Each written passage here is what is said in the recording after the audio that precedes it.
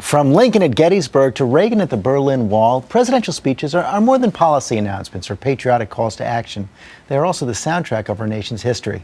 And our next guest, Michael Waldman, has collected 45 of the most influential and poetic presidential speeches in a new book called My Fellow Americans. And it's a special treat for me to welcome my friend Michael here today. We worked together in the Clinton White House. You were the chief speechwriter, and I also narrated the CDs that come with the book. So thanks a lot for being here.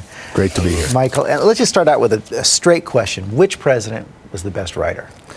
Lincoln, his words changed how Americans talk and changed how we think about our country, how we're a united country of government for the people and by the people.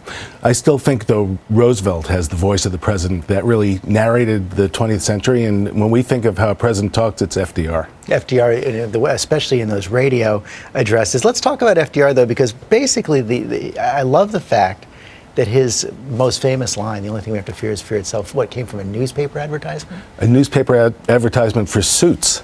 They tried to say, it came from some poetry, but it was not only, it was not only a good line, it was not only something people remembered, but it was action. He was trying to stop a bank panic. He said, don't be afraid, put your money back in the banks. And so when a president gives a great speech like that, it's not only poetry, but it's action, and it's where policy and presidential personality all come back together. And you say Lincoln is our greatest writer as president. People debate what's the best one. Second inaugural Gettysburg Address. I would vote for the Gettysburg Address, but what's most remarkable about it in some ways is that Lincoln, you write in the book, after the speech was despondent about it. He thought people weren't listening. He thought they didn't get it. And in those days, speeches were supposed to be about an hour long, and his was a few minutes, and the audience didn't even realize he was finished. But we have a tape of a gentleman who was as a young child right in front of the stage and heard Lincoln giving the Gettysburg Address, and that's who reads the speech on our CDs. Fantastic. We also have some tape of probably the most iconic line of modern times, John F. Kennedy's inaugural address. Ask not what your country can do for you. Ask what you can do for your country.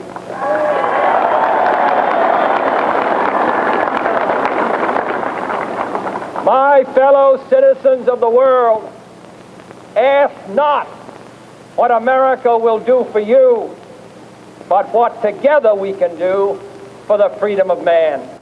Like FDR, a call to action. A call to action and a call to sacrifice. Here was this young president really defining the 60s. Those words gave us the Peace Corps, and you could say those words gave us Vietnam. And it's one of those moments where the way a president talks kind of is our soundtrack to how we live. You know from your experience that presidents can often get into struggles with their speechwriters and with the policymakers, and probably the best example of that, Ronald Reagan, that famous speech where he addressed Mikhail Gorbachev, the Russian leader, directly right at the Berlin Wall. General Secretary Gorbachev, if you seek peace, come here to this gate. Mr. Gorbachev, open this gate.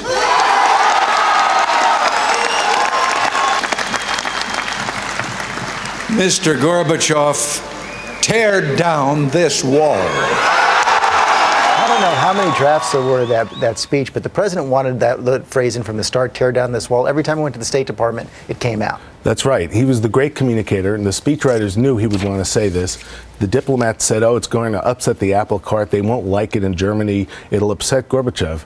But of course, President Reagan said that, and then 2 years later, at that very spot, the unthinkable happened. The wall came down and communism collapsed. And he was right, and he knew what he wanted to say. And like all great actors, he had terrific timing. Michael Waldman, thanks very much. The book is called My Fellow Americans. You can read an excerpt at abcnews.com/GMA.